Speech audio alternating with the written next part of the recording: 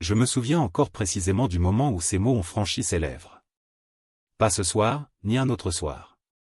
La fermeté dans sa voix m'a glacé le sang.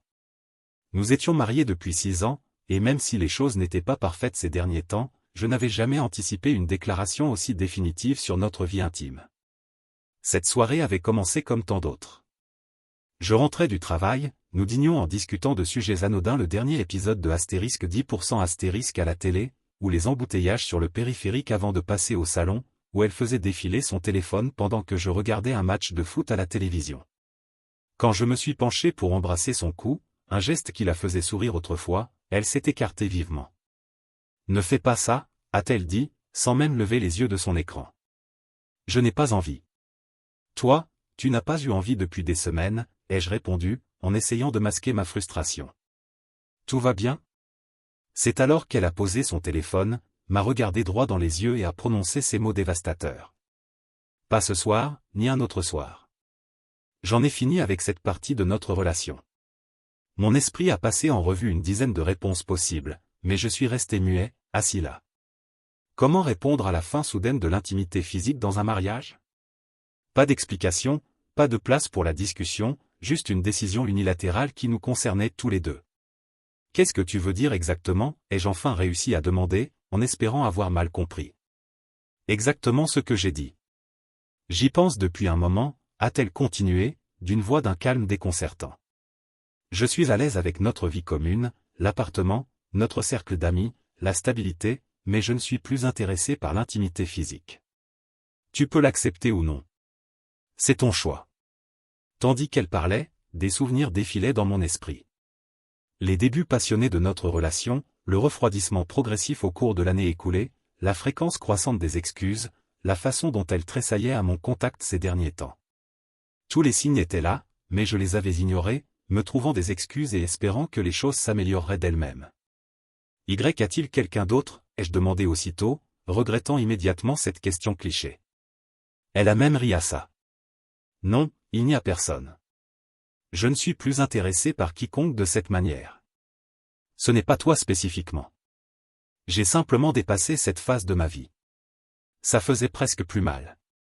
S'il y avait eu quelqu'un d'autre, j'aurais pu la cataloguer comme la méchante de notre histoire. Mais ça, comment lutter contre quelqu'un qui ne vous désire simplement plus? Les jours suivants ont été un étrange entre-deux. Nous continuions à vivre ensemble, à manger ensemble, à regarder la télé ensemble. Tout en érigeant un mur invisible entre nous. Elle se comportait comme si sa déclaration était aussi banale que d'annoncer un changement dans nos préférences pour le fromage à pâte molle, et non une refonte fondamentale de notre mariage. J'ai essayé d'aborder l'idée d'une thérapie de couple. « On n'a pas besoin de psy », a-t-elle répondu avec dédain. « Il n'y a rien de dérangé chez moi, et je ne me laisserai pas presser pour une intimité physique. » Je n'en veux pas, bien sûr, elle avait raison sur le fait de ne pas se sentir pressée, mais son refus total d'aborder même le changement soudain me donnait l'impression de vivre avec une étrangère portant le visage de ma femme. La nuit, allongé de mon côté de notre lit désormais purement fonctionnel, je fixais le plafond, me demandant comment j'avais pu rater l'érosion progressive de notre lien. Avais-je été si absorbé par mon travail que je n'avais pas remarqué qu'elle s'éloignait, ou avait-elle caché ses sentiments jusqu'à un point de rupture? Une chose devenait de plus en plus claire. J'étais désormais dans un mariage où je n'étais ni désiré ni nécessaire de manière significative. J'étais simplement pratique, un contributeur aux factures, un partenaire social pour les dîners en couple avec nos amis parisiens, un colocataire aidant à maintenir notre image extérieure de succès conjugal. 2 semaines après sa déclaration, je me suis retrouvé assis dans ma voiture garée devant notre immeuble du quartier de Belleville, incapable de trouver l'énergie pour entrer. Qu'est-ce qui m'attendait là-dedans? Une autre soirée de cohabitation polie avec quelqu'un qui avait unilatéralement changé les termes de notre relation. C'est alors que j'ai réalisé que j'avais un choix à faire. Je pouvais continuer à vivre dans ce désert émotionnel, en espérant une pluie qui ne viendrait jamais. Ou je pouvais rediriger mon temps, mon attention et mes ressources vers quelque chose ou quelqu'un qui offrait une possibilité de croissance. En franchissant enfin notre porte d'entrée, un plan se formait déjà dans mon esprit. Pas un plan de vengeance ou de confrontation dramatique, mais quelque chose de plus puissant. Une redirection complète de l'énergie de ma vie. Si elle avait tourné la page sur moi sans partir physiquement, peut-être pouvais-je faire de même. Le lendemain matin, je me suis réveillé avec une détermination renouvelée à comprendre ce qui était arrivé à notre relation. Peut-être y avait-il encore quelque chose à sauver. 6 ans d'histoire partagée ne pouvaient pas s'évaporer du jour au lendemain. On peut parler, ai-je demandé tandis qu'Émilie préparait son petit déjeuner, étalant méticuleusement de la confiture de fraises sur sa tartine de baguette comme un jour ordinaire. On est en train de parler, non, a-t-elle répliqué sans lever les yeux. Je veux dire, vraiment parler de nous, de ce que tu as dit. J'ai essayé de garder une voix stable. Je pense qu'on doit au moins une conversation honnête à notre relation. Elle a soupiré, posant son couteau avec une lenteur délibérée. Il n'y a rien de plus à discuter. J'ai été clair. Mais tu n'as pas expliqué pourquoi. Est-ce que c'est quelque chose que j'ai fait? Ou pas fait? Les gens ne se réveillent pas un beau matin pour décider de changer fondamentalement leur mariage sans raison. Je ne me suis pas réveillé un matin pour décider ça, a-t-elle dit, l'irritation perçant enfin sa façade calme. Je ressens ça depuis des mois. Peut-être que si tu faisais plus attention, tu l'aurais remarqué. Ça piquait parce qu'il y avait du vrai là-dedans. J'avais travaillé plus longtemps, pris des projets supplémentaires pour décrocher une promotion, mais je l'avais fait pour nous, pour notre avenir. Du moins, c'est ce que je me disais. Alors, réparons-le ensemble. Une thérapie de couple, des dîners romantiques, ce qu'il faut. Dis-moi juste ce dont tu as besoin. Elle m'a regardé avec quelque chose ressemblant à de la pitié. Ce dont j'ai besoin, c'est que tu acceptes ma décision. Je ne veux rien réparer parce que je ne vois pas ça comme cassé. C'est simplement ce que je veux maintenant. Et moi, qu'est-ce que je veux? Les mots sont sortis plus durs que prévu. Tu es libre de vouloir ce que tu veux, a-t-elle répondu froidement, mais je ne ferai pas semblant ni ne me forcerai à maintenir une relation physique que je ne désire plus. La conversation n'a mené nulle part, comme négocier avec un mur. La semaine suivante, j'ai quand même pris rendez-vous avec un thérapeute de couple, en espérant qu'elle changerait d'avis si un professionnel était impliqué. Je n'irai pas, a-t-elle déclaré platement quand je lui en ai parlé. Si tu as besoin de thérapie pour digérer ça, vas-y seul. C'est ce que j'ai fait. La thérapeute, une femme bienveillante aux yeux doux dans la cinquantaine, a écouté tandis que je racontais notre situation.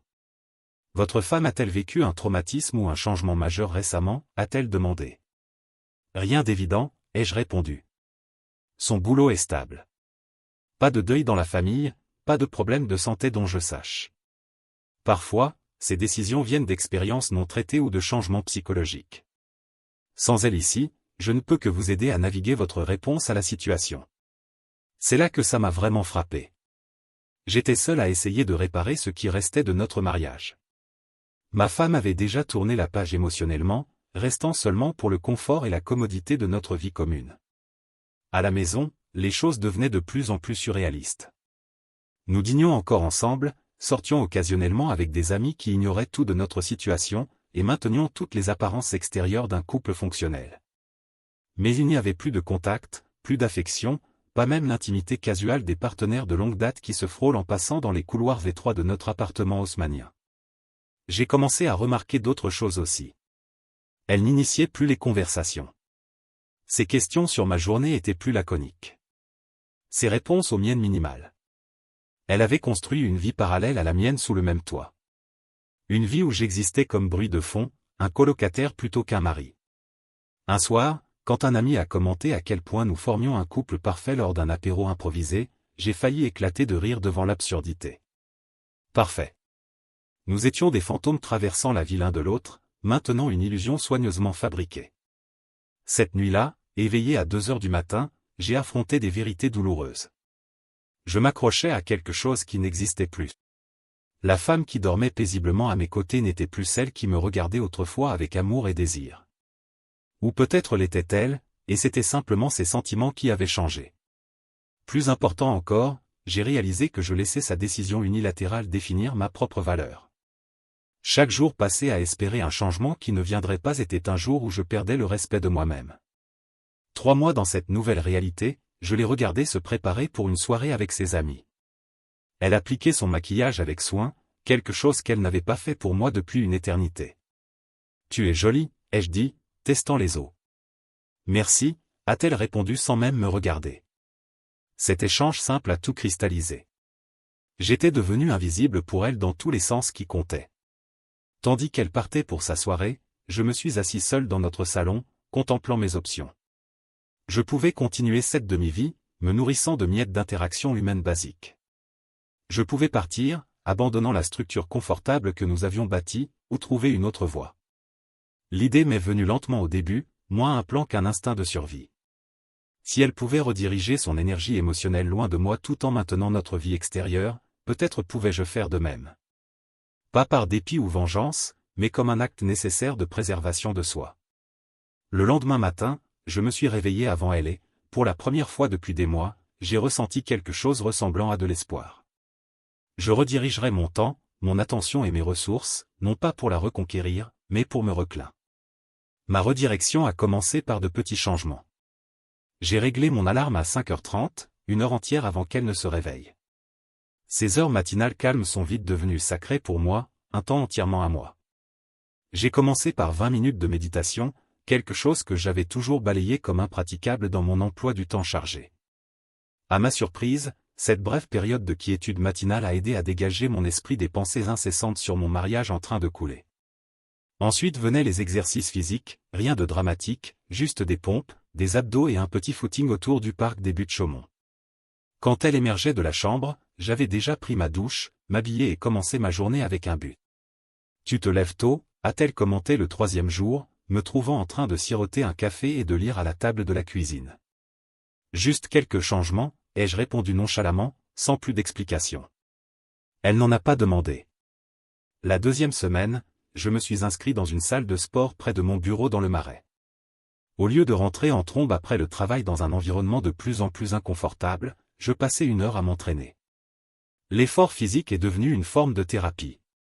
Chaque répétition semblait expulser un autre fragment de ressentiment et d'auto-apitoiement.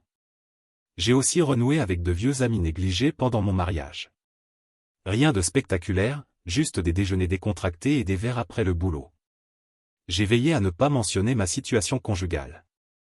Ces rencontres n'étaient pas pour chercher de la sympathie ou critiquer Émilie. Elles visaient à rebâtir des liens qui n'avaient rien à voir avec mon identité d'époux. À la maison, je maintenais la courtoisie tout en me détachant émotionnellement peu à peu. Quand elle parlait, je l'écoutais poliment sans m'accrocher à chaque mot. Quand elle était occupée par ses activités, je ne tournais plus autour d'elle en quête de miettes d'attention. Au lieu de ça, je me plongeais dans des livres que j'avais toujours voulu lire et des cours en ligne que j'avais reportés. 1 mois dans ma redirection, j'ai remarqué les premiers changements physiques dans le miroir. Les entraînements quotidiens avaient commencé à remodeler mon corps. Ma posture s'était améliorée, et la tension constante qui nouait mes épaules depuis des mois s'était atténuée. Mais le changement le plus significatif était dans mes yeux. Ils paraissaient concentrés, vifs comme ils ne l'avaient pas été depuis sa déclaration. J'ai renouvelé ma garde-robe ensuite. Rien de clinquant ou désespéré, juste des vêtements bien coupés qui s'adaptaient à ma silhouette améliorée et projetaient de la confiance. Quand j'ai porté une nouvelle chemise à un dîner avec des amis, plusieurs ont commenté à quel point j'avais l'air bien. Émilie l'a remarqué aussi, bien qu'elle n'ait rien dit directement. Je l'ai surprise en train de m'observer avec un léger froncement de sourcils un matin alors que je m'habillais pour le travail, comme si elle essayait de réconcilier l'homme devant elle avec celui qu'elle avait écarté. La redirection s'est étendue à mes finances aussi. Nous avions toujours des comptes séparés en plus de notre compte joint pour les dépenses ménagères. J'ai continué à contribuer ma part aux obligations communes, mais j'ai redirigé mes dépenses discrétionnaires. La montre chère que j'économisais pour lui offrir à notre prochain anniversaire, je l'ai investie dans un atelier de photographie, une passion abandonnée des années plus tôt.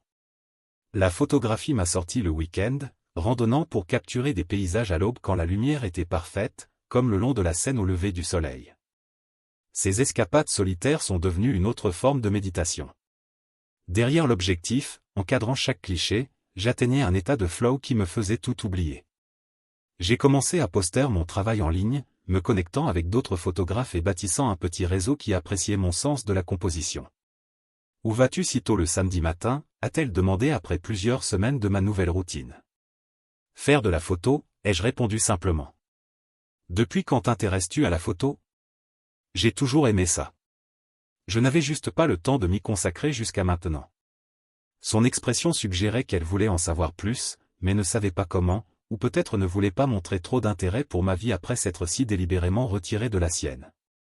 Au travail, ma concentration renouvelée a porté ses fruits.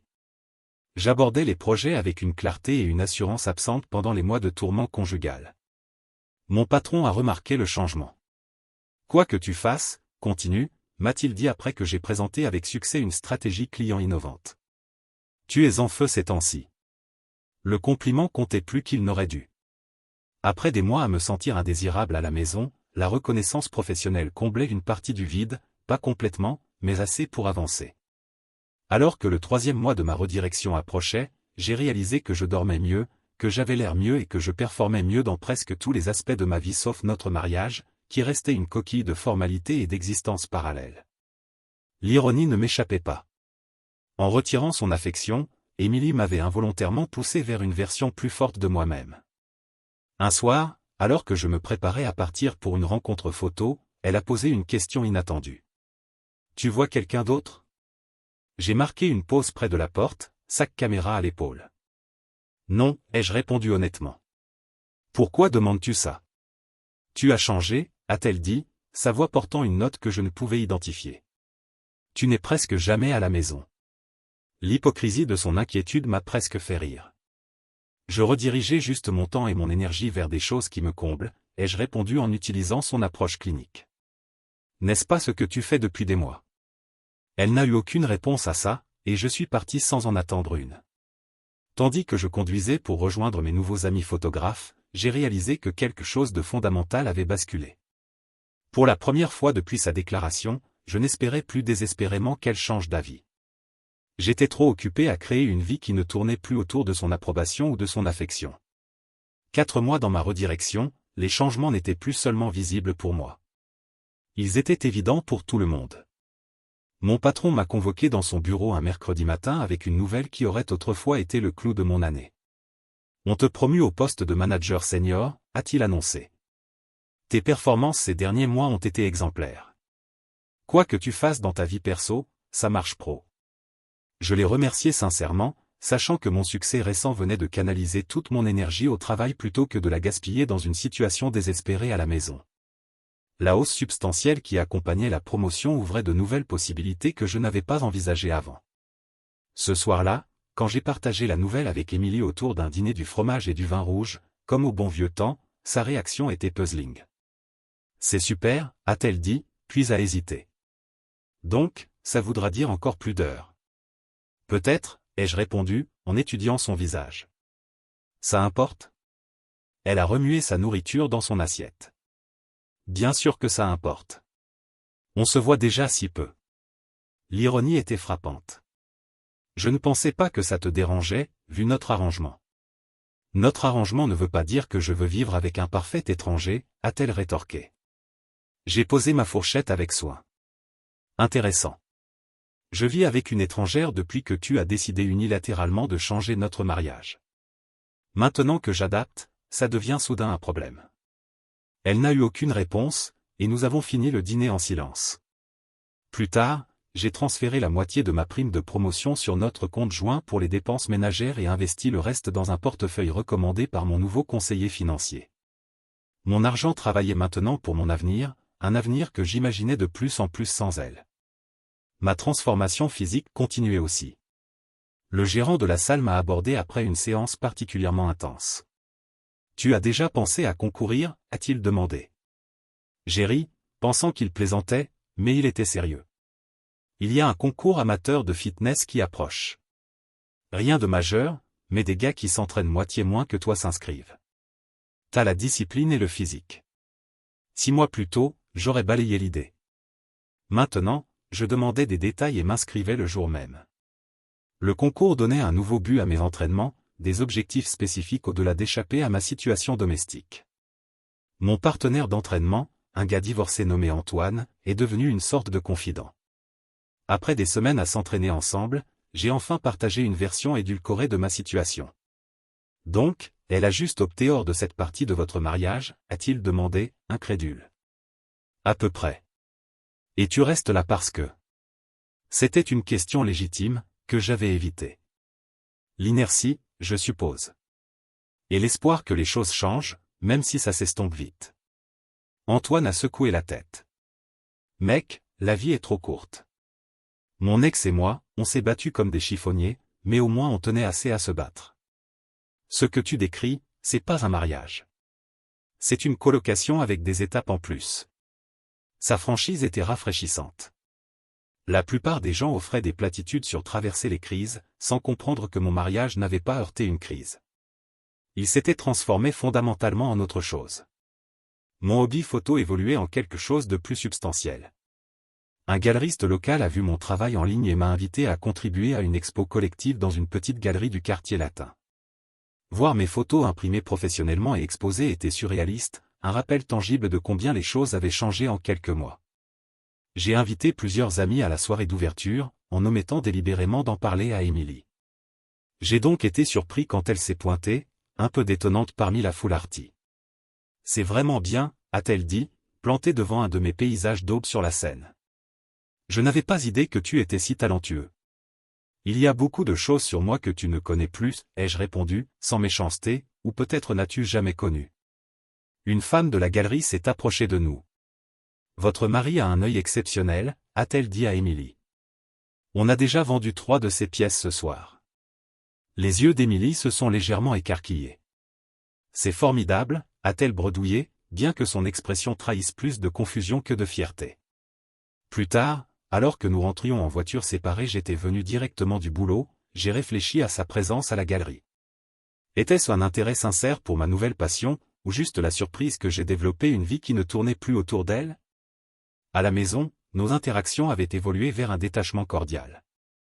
Nous fonctionnions efficacement comme colocataires, divisant les tâches, coordonnant les emplois du temps quand nécessaire, entretenant l'appartement que nous partagions.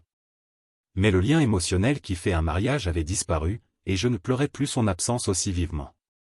Le concours de fitness est arrivé, et à ma surprise, j'ai terminé 3e dans ma catégorie.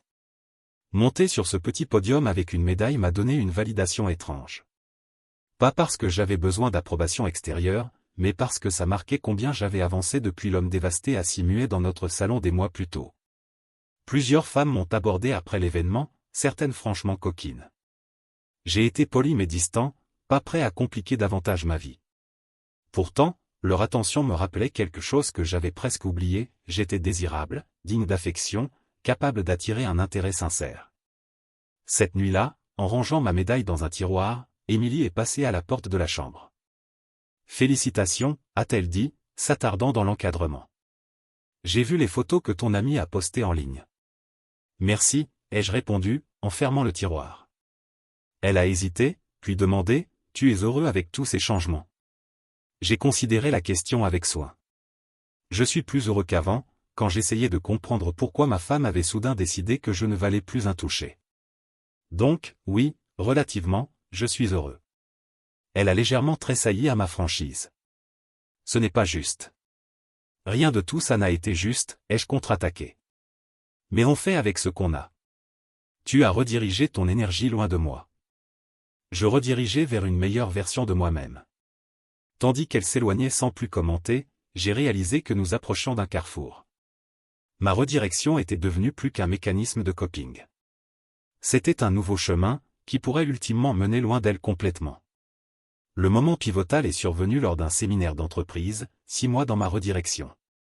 Mon équipe s'était réunie dans un hôtel au bord du lac du Bourget pour un week-end de planification stratégique et de team building.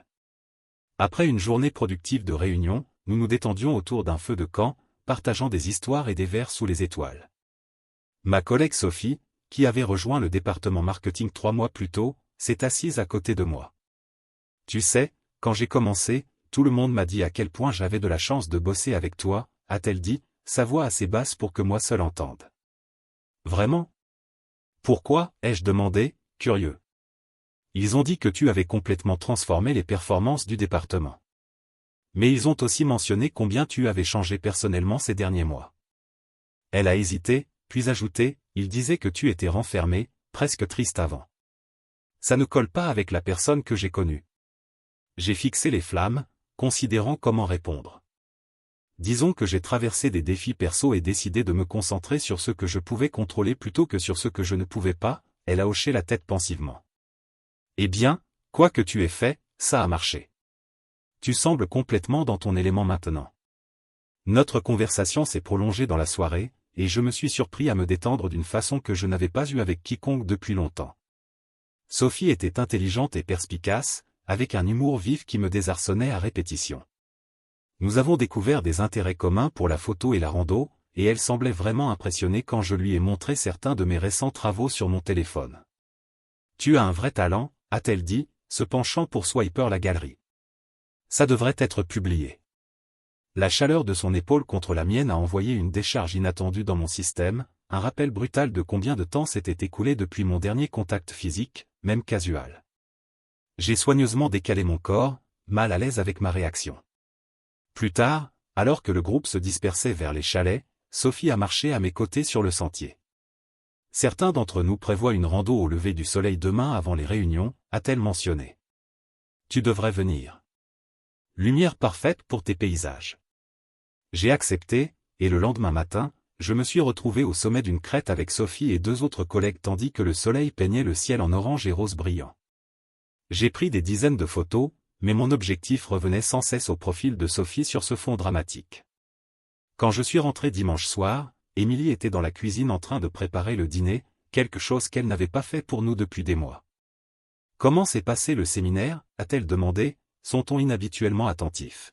« Productif », ai-je répondu, en posant mon sac. « On a finalisé le plan stratégique pour le trimestre prochain. » Elle a hoché la tête, puis demandé, « J'ai vu certaines des photos que tu as postées. » Bel endroit. C'était, ai-je acquiescé, me demandant son soudain intérêt. Cette femme sur certaines photos, elle est dans ton équipe? La question m'a pris au dépourvu. Je n'avais pas réalisé que Sophie figurait autant dans mes posts. C'est Sophie, notre nouvelle spécialiste marketing, ai-je répondu neutrement. Elle est très jolie, a observé Émilie, ses yeux scrutant mon visage. Je n'avais pas vraiment remarqué, ai-je menti, me sentant étrangement sur la défensive. Vraiment?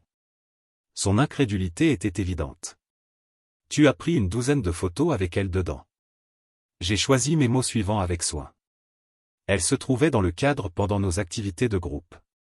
Pourquoi demandes-tu ça? Elle s'est tournée vers la cuisinière. Juste curieuse de tes collègues, c'est tout. Mais il y avait quelque chose dans son ton qui en disait plus. Peut-être de l'inquiétude, ou même de la jalousie. Des émotions qui semblaient incohérentes avec quelqu'un qui avait délibérément créé une distance émotionnelle entre nous. Les semaines suivantes ont apporté des changements subtils à notre dynamique domestique. Émilie a commencé à poser plus de questions sur ma journée, à préparer des repas de temps en temps, à suggérer même qu'on regarde un film ensemble un vendredi soir. Cette attention m'aurait ravi des mois plus tôt, mais maintenant, elle ne faisait que me confondre. Pendant ce temps, au boulot, ma collaboration avec Sophie s'intensifiait alors que nous menions une grande campagne ensemble. Sa créativité complétait parfaitement mon approche stratégique, et notre projet gagnait vite du terrain auprès des clients. Nous travaillions souvent tard, notre complicité pro évoluant en amitié au fil des dîners take-out et des histoires perso pendant les pauses. J'ai veillé à maintenir des limites appropriées. Mais je ne pouvais nier le plaisir de sa compagnie, la facilité de nos échanges, l'intérêt sincère qu'elle portait à mes idées, le simple bonheur d'être vu et entendu par quelqu'un qui valorisait ma présence. Un soir, alors que nous bouclions le boulot bien après le départ de tout le monde, Sophie m'a regardé intensément. « Je peux te demander quelque chose de perso ?» a-t-elle demandé. J'ai hoché la tête, bien qu'une appréhension me traverse. « Tu es heureux dans ta vie hors boulot ?» La franchise de sa question m'a stupéfié. « C'est compliqué ?» ai-je répondu honnêtement. « J'ai remarqué que tu ne parles jamais de ta vie perso », a-t-elle continué. « Tu parles de ta photo, de ton entraînement fitness, de tes investissements financiers, mais jamais de tes relations. » J'ai hésité, puis opté pour une vérité partielle. Mon mariage est challenging récemment. On vit essentiellement des vies séparées sous le même toit. L'expression de Sophie montrait une vraie préoccupation sans pitié, une distinction que j'appréciais. « Je suis désolé », a-t-elle dit simplement. « Tu mérites mieux. » Ces 4 mots m'ont frappé avec une force inattendue. Astérisque tu mérites mieux astérisque. Pas astérisque les mariages sont durs astérisque ou astérisque as-tu essayé la thérapie, astérisque juste un simple aveu que la situation que je décrivais était inadéquate pour quelqu'un qu'elle valorisait. Sur la route du retour, ces mots résonnaient dans mon esprit. Méritais-je mieux? J'avais passé si longtemps à essayer de comprendre le retrait d'Émilie, puis à m'y adapter, que je n'avais jamais pleinement questionné si je devais l'accepter du tout. Quand je suis arrivé à la maison, Émilie veillait, quelque chose qu'elle n'avait pas fait depuis des lustres. « Tu rentres tard souvent », a-t-elle commenté en posant mes clés. « Grande campagne », ai-je expliqué. « Ça se passe bien avec Sophie ?» a-t-elle demandé, son ton soigneusement neutre. Je l'ai regardé directement. « Oui, Sophie est la lead créative. »« Pourquoi gardes-tu de demander pour elle ?» Émilie a hésité, puis dit ce que je soupçonne qui mijotait depuis des semaines. « Parce qu'elle te regarde comme je le faisais autrefois, et tu as l'air plus heureux sur ces photos avec elle que tu ne l'as été ici depuis des mois. » L'observation flottait entre nous. Ni accusation ni confession, mais quelque chose de plus complexe. Reconnaissance d'une réalité changeante que nous n'avions pas encore nommée. « Il faut qu'on parle », ai-je dit après un moment de silence lourd. « Vraiment parler ? Pas les conversations de surface qu'on a eues pendant des mois. » Émilie a hoché la tête lentement, et nous nous sommes installés dans le salon, le même espace où elle avait déclaré la fin de notre relation intime, ce qui semblait une vie entière plus tôt. Maintenant, nous nous faisions face, des étrangers partageant un crédit immobilier et une liste de courses, mais peu d'autres. « Tu as une aventure ?» a-t-elle demandé directement, sa voix calme et tendue. « Non », ai-je répondu honnêtement. « Je n'ai jamais trahi nos vœux. »« Mais tu y penses ?» a-t-elle insisté. J'ai considéré esquiver, mais choisi la vérité. Je pense à beaucoup de choses. À ce que signifie un mariage quand l'un change unilatéralement les termes. À si la compagnie sans intimité ou connexion émotionnelle suffit pour une vie. À si je vis authentiquement ou si je joue la comédie. Elle a baissé les yeux sur ses mains. Donc, tu me punis en transformant toute ta vie et en flirtant avec ta collègue. L'accusation a allumé quelque chose en moi. Pas de la colère, mais de la clarté. Ce n'est pas de la punition. Ça ne l'a jamais été. C'est de la survie. Quand tu m'as dit pas ce soir ni un autre, tu n'as pas juste rejeté l'intimité physique. Tu m'as rejeté comme partenaire digne de ton désir et de ton affection. Ce n'est pas juste, a-t-elle protesté. Je n'ai jamais arrêté de me soucier de toi. Se soucier n'est pas aimer, ai-je répliqué. Tu as décidé de garder les parties confortables de notre mariage en jetant le reste. Et pendant des mois, j'ai essayé de comprendre, de m'adapter, de trouver un chemin qui respectait ta décision tout en préservant ma santé mentale. J'ai fait une pause, rassemblant mes pensées. Ma transformation n'était pas pour te rendre jalouse ou attirer les autres. C'était pour reclin des parties de moi négligées, des parties qui dépérissaient à l'ombre de ton rejet. Elle est restée silencieuse un long moment. Je ne pensais pas que ça t'affecterait autant, a-t-elle admis enfin. Je pensais qu'on pouvait continuer le reste comme avant. L'aveu m'a stupéfié par sa cruauté casuale. Comment pouvais-tu croire ça? Un mariage n'est pas un buffet où tu choisis les plats qui te plaisent et jettes le reste. Les gens changent, s'est-elle défendue. Les sentiments changent. J'ai été honnête avec toi au lieu de faire semblant. Oui, tu as été honnête. Et je le suis maintenant. L'homme qui était assis là dévasté par ta déclaration il y a des mois n'existe plus. Les changements que j'ai faits ne sont pas des ajustements temporaires à une crise. C'est qui je suis maintenant. Quelqu'un qui se valorise assez pour ne pas accepter des miettes d'affection. Une larme a coulé sur sa joue. La première émotion sincère que je voyais d'elle depuis des lustres. Donc, tu me quittes pour elle? J'ai secoué la tête. Ce n'est pas à propos de Sophie ou de quiconque. C'est à propos de nous, de ce qui est cassé entre nous et si ça vaut la peine de réparer. Et ça vaut, a-t-elle demandé, sa voix à peine audible. La question méritait une considération attentive. Malgré tout, nous avions bâti une vie ensemble, des souvenirs et des rêves partagés. Partir ne serait ni simple ni indolore. Je ne sais pas, ai-je répondu honnêtement. Mais je sais ça. Je ne reviendrai pas en arrière. Je ne ferai pas semblant que ta décision unilatérale n'a pas fondamentalement altéré notre relation, et je ne m'excuserai pas d'être devenu plus forte en réponse. Elle a essuyé ses larmes, se recomposant. Et maintenant, qu'est-ce qui se passe? Maintenant, on fait des choix basés sur la réalité, pas sur la nostalgie ou la commodité. Tu as choisi de rediriger ton énergie émotionnelle loin de notre mariage. C'était ton droit. J'ai choisi de rediriger mon temps, mon attention et mes ressources vers une croissance perso. C'était mon droit. J'ai pris une profonde inspiration avant de continuer.